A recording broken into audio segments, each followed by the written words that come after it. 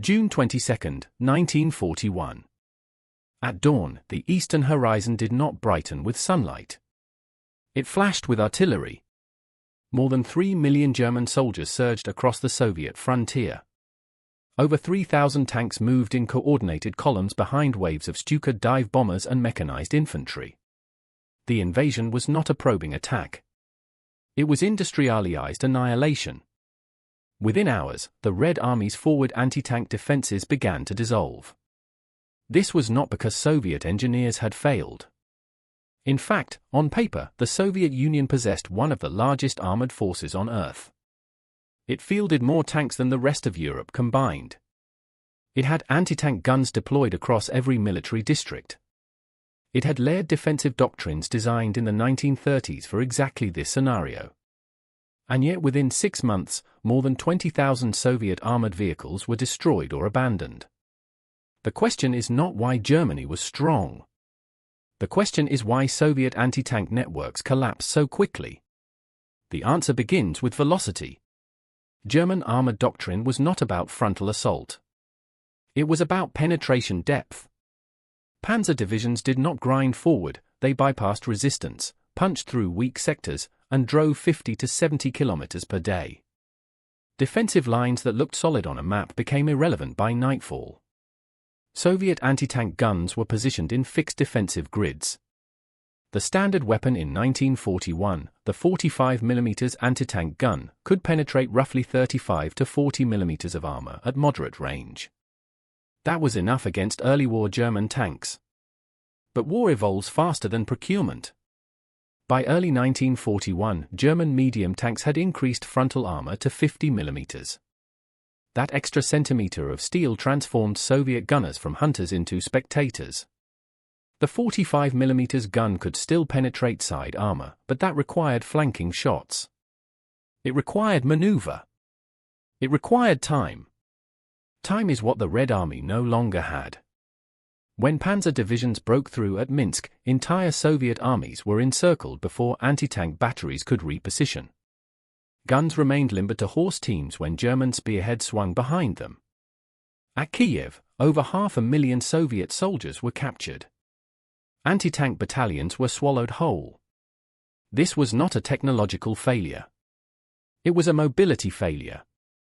Anti-tank guns weighed hundreds of kilograms. They required crews of 5 or 6 men. They depended on animal traction or limited motor vehicles. Once emplaced, relocating them under fire was slow and dangerous. And German armored columns did not attack where expected. They appeared behind you. The Soviet defensive system had been built for a different war, one of deliberate frontlines and stable sectors. Instead, it faced operational encirclement at scale. By August 1941, entire anti-tank networks had been erased faster than they could be replaced. And then winter approached. In Moscow, the Soviet leadership faced arithmetic that could not be ignored. Tanks were being lost faster than factories could produce replacements. Artillery pieces were abandoned during retreats. Tractor shortages immobilized guns. Fuel exhaustion stranded armor. What remained was infantry. Millions of infantry. And infantry without an effective answer to tanks does not survive mechanized warfare. The solution would not come from heavy industry alone. It would come from simplification. In late August 1941, a directive was issued: develop a man-portable anti-tank weapon capable of defeating at least 40mm of armor at close range. It had to be cheap. It had to be manufacturable in dispersed workshops. And it had to be ready immediately. There was no time for perfection.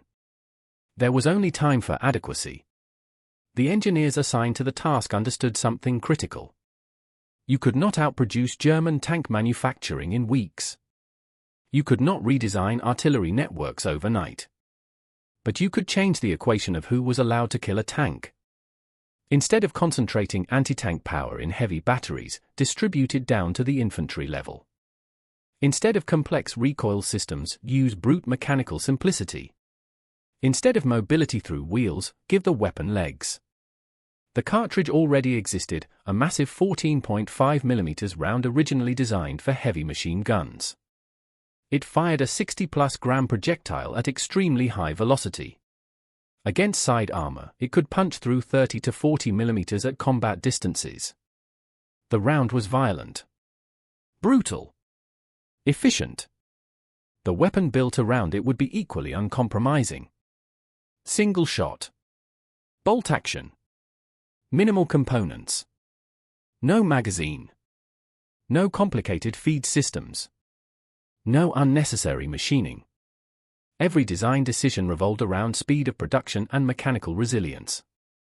It would weigh over 17 kilograms, too heavy for comfort, but light enough for 2 men to carry. It would recoil like a mule. It would break shoulders. It would demand discipline from its operators. But it would give infantry something they had lost since June: agency. By November 1941, the first rifles reached the front. They did not arrive in pristine crates from grand arsenals. They arrived from converted factories in the Urals, workshops that had produced agricultural equipment weeks earlier. Workers who had never manufactured weapons were suddenly assembling anti-tank rifles under blackout conditions. Production numbers climbed rapidly. Thousands became tens of thousands. Each rifle required a fraction of the steel and labor of a tank. Each could be deployed immediately into rifle divisions that had been retreating for months. Winter froze the Eastern Front in place. German armored advances slowed as temperatures dropped below -30 degrees Celsius. Engines failed. Lubricants thickened. Infantry suffered frostbite. And in the forests west of Moscow, small two-man Soviet teams dug shallow snow trenches along likely approach routes. They did not aim for frontal kills. They waited. They allowed German columns to pass their concealed positions. Then they fired into side armor. At 100 to 300 meters, the massive 14.5 mm round could penetrate the thinner plates protecting engine compartments and crew sides. It did not need to destroy the tank outright. Damaging fuel lines, disabling engines, injuring crew, all were sufficient. The psychological effect multiplied the physical one. Every tree line became a threat. Every narrow forest road became a corridor of vulnerability. German tank crews could no longer assume infantry were harmless without artillery support. Supporting half-tracks and supply vehicles, even more lightly armored, became extremely vulnerable. The anti-tank rifle did not restore the Soviet armored balance overnight. It changed something more important. It changed the cost calculus of German maneuver. And war, at its core, is a matter of cost. The rifle was not elegant. It was not sophisticated. It was not comfortable to fire. But it represented a shift from centralized anti-tank defense to distributed lethality. In 1941, the Red Army had lost entire armies in encirclements. In winter 1941-42, it began learning how to bleed armored columns one vehicle at a time. This was not victory. Not yet. But it was the end of helplessness. And it marked the beginning of a brutal economic duel between a rifle that cost almost nothing and tanks that cost everything. By January 1942, the rifle was no longer an experiment. It was a production statistic. Factories relocated beyond the Ural Mountains were running day and night. Entire industrial districts that had once manufactured tractors, rail components, or agricultural tools were now producing barrels, bolts, and biparts. The Soviet Union had lost vast territory, but it had preserved its industrial spine. And the anti-tank rifle fit perfectly into that relocated economy. It required no complex turret casting. No high-precision gearbox assemblies. No advanced optics. A barrel. A bolt. A stock. A trigger group. A bipart. That was it. In 1942 alone, Soviet industry would produce more than 180,000 of these rifles. To understand the scale of that number, you have to compare it to what Germany was building at the same time. A single German medium tank required tens of thousands of man-hours. It required skilled machinists, precision optics, hardened steel, engines, transmissions, and an entire logistical chain to deliver it to the front. A Soviet anti-tank rifle required roughly a few dozen man-hours. Germany was building quality. The Soviet Union was building quantity that could hunt quality. And quantity has a way of bending strategy. By early 1942, anti-tank rifle detachments were being integrated directly into rifle divisions. Instead of centralized anti-tank battalions, the weapon was distributed downward, into companies and even platoon-level defensive positions. This mattered because German armored doctrine depended on speed and shock. Panzers would punch through infantry lines, suppress resistance, and rely on supporting vehicles, half-tracks, supply trucks, reconnaissance cars, to maintain momentum. But now, infantry lines were no longer passive. Two-man teams positioned themselves at forest edges, road bends, river crossings, and village approaches. They dug shallow concealment pits. They memorized engagement distances. They trained to aim for side armor, engine housings, vision slits. They did not attempt heroic frontal stops. They let armor move into kill zones. Reports from early 1942 show a pattern. German columns entering wooded areas experienced sudden mechanical failures. Engines disabled. Radiators punctured. Fuel tanks ruptured. Half-tracks knocked out. Supply trucks destroyed. The rifle did not need to pierce the thickest frontal glacis of a Panzer IV to be effective. It needed to make movement expensive. And it did. German field commanders began reporting increased fuel consumption, not because engines were inefficient, but because armored units avoided narrow forest roads. They dated into open terrain where ambush teams were easier to detect. Those detours consumed time and fuel. Time and fuel were Germany's most precious operational resources on the Eastern Front. The anti-tank rifle was not killing entire divisions. It was eroding momentum. An erosion, when applied daily, becomes attrition. German engineers recognized the threat quickly. By late 1942 and into 1943, they began welding additional steel plates, thin skirts mounted several centimeters away from main hull armor, onto medium tanks. These side skirts were not thick. Around 5 millimeters of steel. But they were spaced away from the hull, designed to disrupt high-velocity rounds before impact. It was an admission. The rifle had forced a redesign. Retrofitting hundreds of tanks required steel, labor, rail transport, and workshop time. Each modification added weight, hundreds of kilograms per vehicle.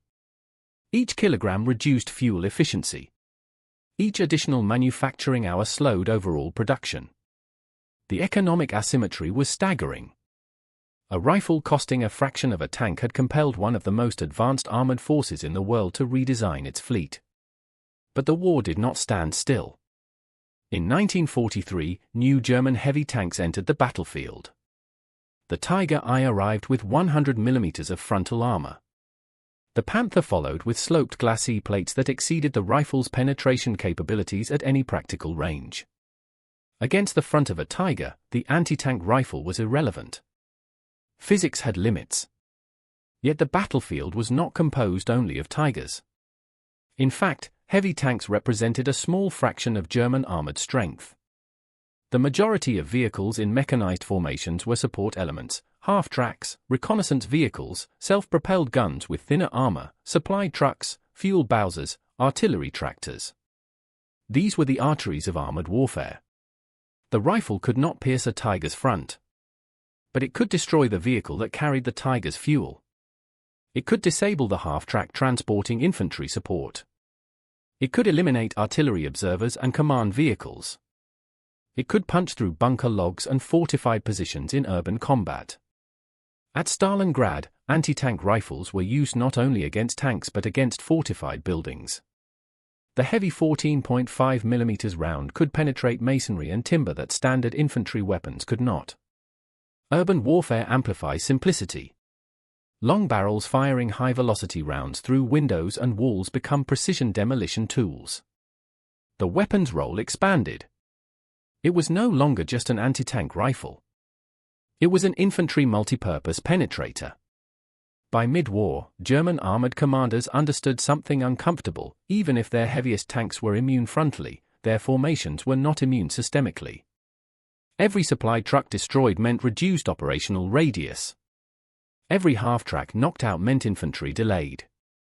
Every reconnaissance car eliminated meant blindness at the front edge. War is not decided solely by duels between the heaviest machines. It is decided by whether those machines can move, fuel, communicate, and concentrate at decisive points. And the anti-tank rifle was attacking that ecosystem. By the time of the Battle of Kursk in 1943, the rifle had become part of the defensive fabric of Soviet formations. It did not stop the German offensive alone. Artillery, minefields, and anti-tank guns bore the primary burden. But when German units attempted to reorganize, refuel, or exploit breaches, rifle teams were waiting in tree lines and trench networks. Small. Hard to detect. Easy to replace. That was the point. The Soviet Union did not attempt to match German armor tank for tank in 1941. It survived long enough to rebuild. And while it rebuilt, it armed its infantry with a weapon that turned every forest, every village edge, and every road junction into a potential ambush site. The anti-tank rifle was not elegant. It was relentless. And relentlessness is often more decisive than brilliance. By late 1943, German forces on the Eastern Front were no longer advancing in sweeping arcs. They were defending, retreating, consolidating. And the rifle that had been born out of desperation in 1941 was now embedded in nearly every rifle division. It had become ordinary. Which is exactly why it mattered. Because the most dangerous weapons in war are not always the most powerful. They are the ones you can build faster than the enemy can adapt. By 1943, the battlefield had changed again. The rifle that had terrified German tank crews in the forests outside Moscow was no longer the apex threat it had once been. German armor had thickened. New vehicles rolled onto the Eastern Front with frontal plates that exceeded 80, even 100 mm. Sloped armor reduced effective penetration even further. Physics had caught up with desperation. Against the frontal glacis of a Tiger I, the 14.5 mm round was meaningless. Against a Panther's sharply angled hull, it might spark, but it would not penetrate. German engineers had bought survivability with steel, weight, and complexity. On paper, this should have ended the rifle's relevance. But war is not fought on paper. It is fought in systems. And systems have vulnerabilities. By mid-war, German armored doctrine had evolved into a defensive posture across much of the Eastern Front. Instead of rapid deep penetrations, German units were now forming strongpoints, hedgehog defenses, and elastic fallback positions designed to slow Soviet offensives. Armored reserves would counterattack where breakthroughs occurred. That required mobility. It required communication. It required supply. The anti-tank rifle could not duel a Tiger head-on. But it could disable the SD-KFZ-251 half-track carrying the Panzer grenadiers who protected that Tiger from close assault. It could punch through the thin armor of reconnaissance vehicles scouting Soviet spearheads. It could shred the lightly armored self-propelled guns that provided mobile artillery support. And perhaps most importantly, it could systematically target logistics. The majority of vehicles in any mechanized formation were not tanks. They were trucks. Opel Blitz cargo trucks hauled ammunition. Fuel tankers fed engines that consumed hundreds of liters per day. Prime movers towed artillery. Repair vehicles carried spare parts. None of them had heavy armor. The rifle's effective penetration range against thin steel remained devastating. A single well-positioned team could turn a supply convoy into a burning bottleneck on a narrow road. A disabled fuel truck did not just remove one vehicle, it halted everything behind it. Soviet commanders understood this. Anti-tank rifle teams were increasingly deployed not only along defensive lines, but in advance formations during offensives. As Soviet forces transitioned from defense to attack in 1943 and 1944, the rifle's role subtly shifted. It became a mobility denial weapon. Instead of waiting for German armor to advance, teams would infiltrate forests, crossroads, and supply routes ahead of Soviet thrusts. They targeted retreating columns. They targeted regrouping points. They did not need to destroy entire battalions. They needed to slow them. Because Soviet strategy by 1944 had become operationally massive. When the Red Army launched large-scale offensives, it did so across hundreds of kilometers of frontage. Artillery barrages shattered forward lines. Tank armies exploited breaches. Infantry divisions followed to widen corridors. If German units could not reposition quickly, they could not stabilize the front. And if they could not stabilize the front, encirclement followed. The rifle fit into this arithmetic beautifully. It required no heavy towing. No fuel allocation. No radio coordination beyond local command. 2 men, ammunition tins, concealment, and patience. Its simplicity made it survivable. It could operate in forests, marshes, villages, terrain where heavy anti-tank guns struggled to deploy rapidly. During operations in 1944, Soviet reports increasingly described anti-tank rifle teams engaging secondary targets. This included observation posts, machine gun nests behind timber fortifications, light armored vehicles providing local security. In urban warfare, the rifle's penetration power turned walls into concealment rather than protection. A high-velocity 14.5 mm projectile could punch through masonry that smaller calibers could not. At Stalingrad and later during advances into Eastern Europe, this characteristic proved invaluable. The weapon had transcended its original purpose. It had become an infantry precision penetrator. Meanwhile, German armored production faced mounting strain. The addition of side skirts and heavier armor had increased vehicle weight dramatically. Panthers suffered mechanical breakdowns under stress. Tigers required enormous maintenance resources. Heavier armor meant heavier engines. Heavier engines meant more fuel consumption. More fuel consumption meant greater reliance on supply chains increasingly under attack. It is here that the strategic irony becomes clear. The rifle that could not penetrate a Tiger's front armor contributed to the conditions that made heavy tanks strategically fragile. Because heavy tanks, no matter how invulnerable individually, cannot operate without the logistical skeleton beneath them. And that skeleton remained vulnerable to simple, cheap, distributed firepower. By late 1944, as Soviet offensives pushed westward, anti-tank rifles were embedded in nearly every rifle division. Not because they were glamorous. Not because they were technologically cutting-edge. But because they were dependable. A weapon that costs little can be fielded everywhere. A weapon that is fielded everywhere changes behavior. German units began dispersing movements. They increased infantry screens around supply columns. They altered road usage patterns. Each adaptation consumed time. And time, by 1944, was something Germany did not possess. The Eastern Front had become a war of exhaustion. Production numbers, fuel stockpiles, manpower reserves, these metrics determined outcomes more than isolated battlefield heroics. In that environment, the anti-tank rifle was not a tank killer in the romantic sense. It was an economic irritant. A mobility disruptor. A systemic attacker. And systemic attacks are often more decisive than spectacular duels. By the end of 1944, the Red Army was no longer reacting. It was dictating tempo. The weapon born in desperation in 1941 had not single-handedly reversed fortunes. No single weapon ever does. But it had allowed infantry to remain relevant in a mechanized war long enough for Soviet industry, doctrine, and mass mobilization to regain balance. And balance, once restored, tipped.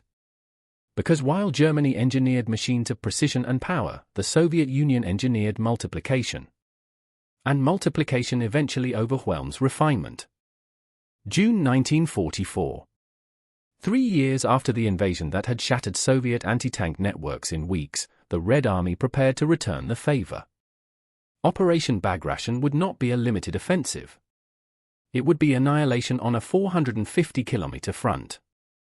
Over 2 million Soviet troops, thousands of tanks, an overwhelming artillery massed opposite Germany's Army Group Center.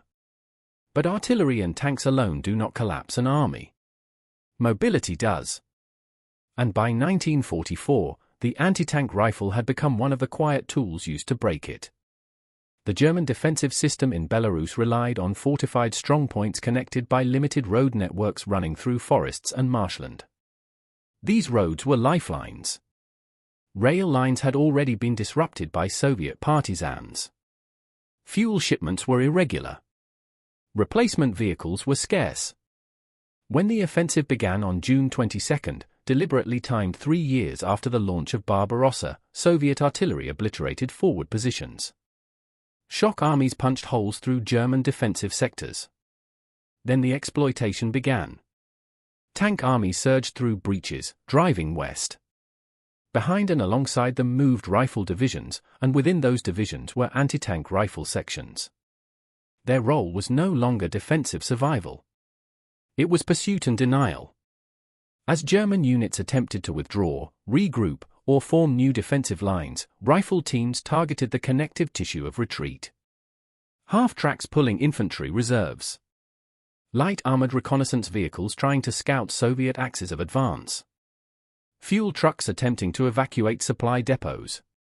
Command vehicles coordinating fallback routes. In the chaos of retreat, these were not protected by layers of security. Columns stretched along forest roads. Units mixed together.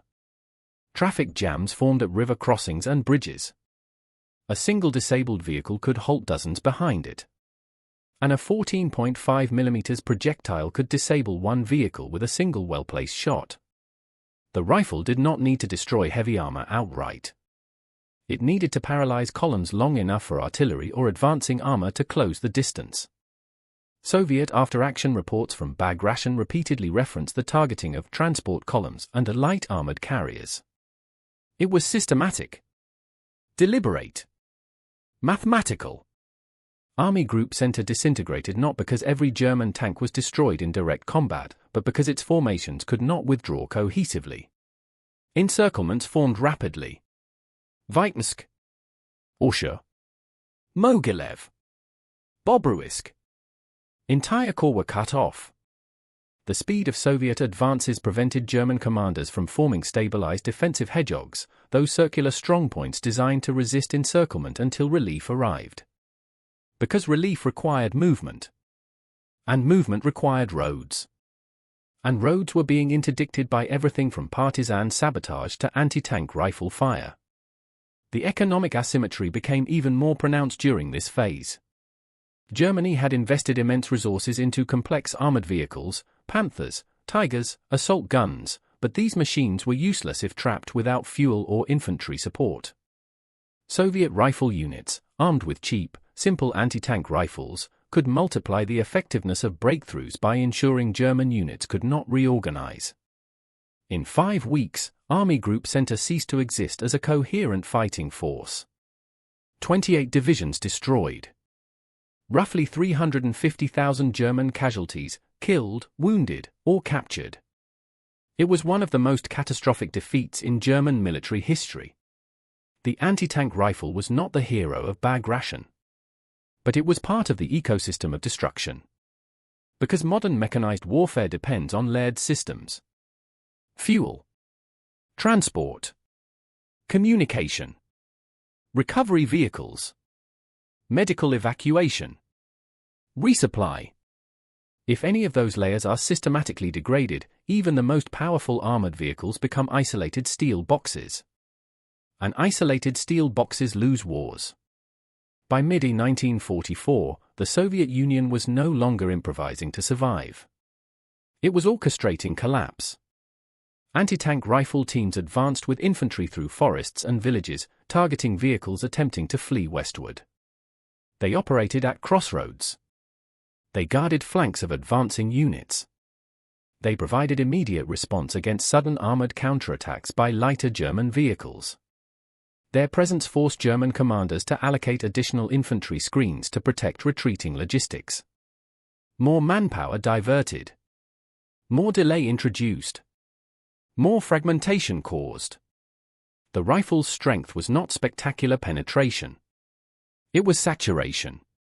Tens of thousands had been produced. They were everywhere. And when a weapon becomes ubiquitous, it becomes psychologically corrosive. German crews could not assume safety even in areas thought secure. A tree line might conceal artillery. Or it might conceal 2 infantrymen with a rifle capable of punching through engine blocks. Caution increases. Speed decreases. And when an army retreating under pressure slows, it collapses faster. By late summer 1944, Soviet forces had advanced hundreds of kilometers westward. Poland lay open. The Baltic states were severed. The strategic initiative had shifted irrevocably. 3 years earlier, Soviet anti-tank defenses had been destroyed before they could adapt.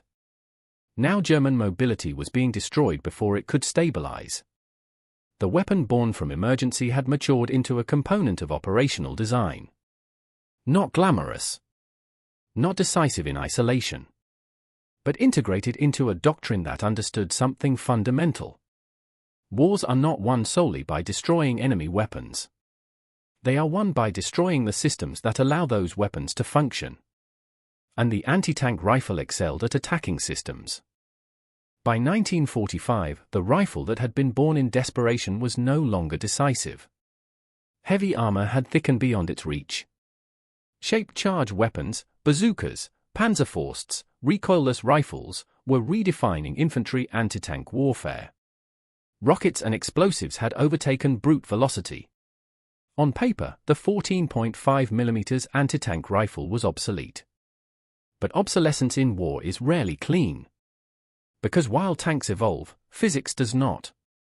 A 14.5mm projectile traveling at extreme velocity does not lose relevance simply because armor thickens.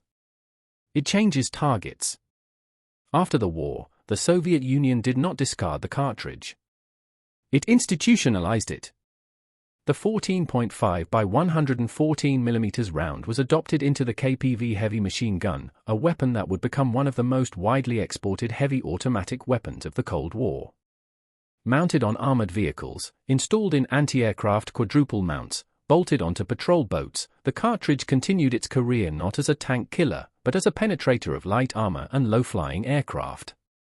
Its lineage extended far beyond 1941.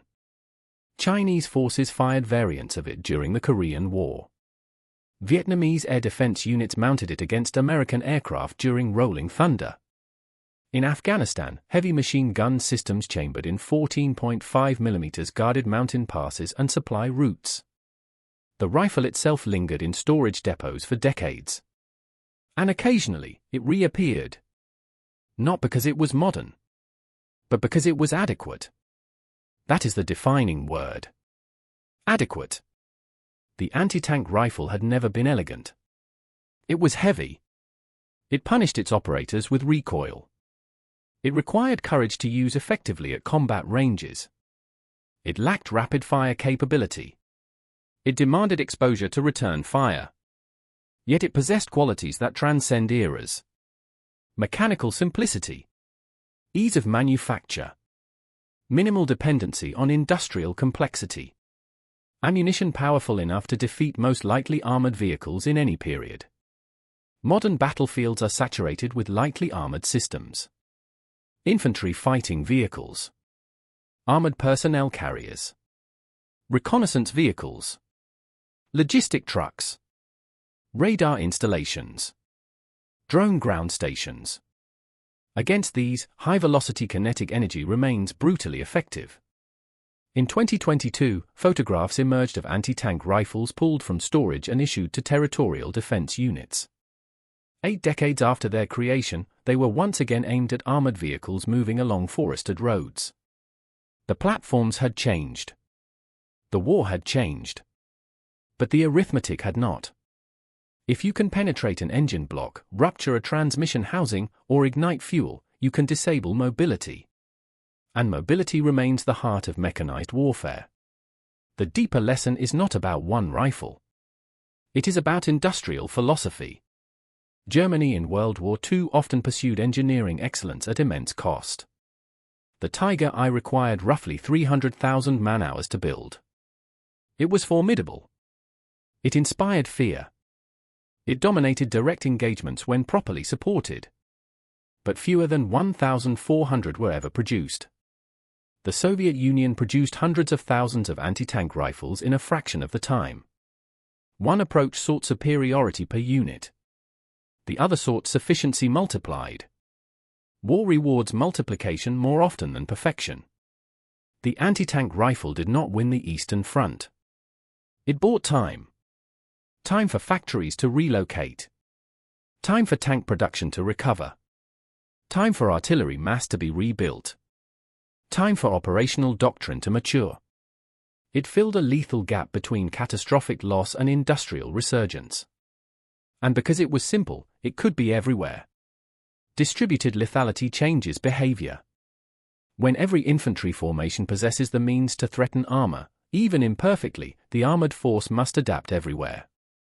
That adaptation consumes resources. Resources are finite. The rifle's true impact cannot be measured solely in destroyed vehicles. It must be measured in diverted steel, added armor weight, altered road usage, extended fuel consumption, increased infantry screens. It imposed friction. And friction accumulates. The invasion of 1941 succeeded because German armored forces encountered anti-tank systems that were slow, centralized, and easily bypassed.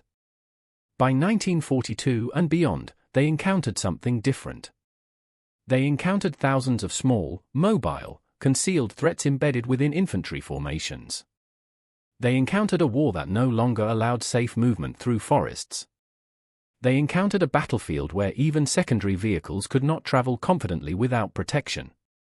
The weapon forced a recognition. Armor without mobility is stationary steel. Mobility without security is vulnerability. And security requires manpower and resources that may already be overstretched. The anti-tank rifle was a response to collapse. It did not emerge from confidence. It emerged from necessity. Yet necessity often produces clarity. Strip away excess. Remove complexity. Keep only what physics demands. Deliver something that works now, not something perfect later. That philosophy sustained the Soviet war effort during its most desperate months. And that philosophy echoes in modern conflicts, where simple systems built in quantity continue to challenge advanced technology. Because in war, durability matters. Affordability matters. Reproducibility matters. And sometimes, the weapon that shapes a conflict is not the one that dominates headlines, but the one that quietly forces the enemy to adjust everywhere, every day. In 1941, German tanks crossed into Soviet territory believing momentum would carry them to victory. In forests west of Moscow, two-man teams with heavy rifles began altering that momentum one shot at a time. Not with brilliance. Not with spectacle. But with relentless adequacy. And sometimes, adequacy, multiplied, is enough to change history.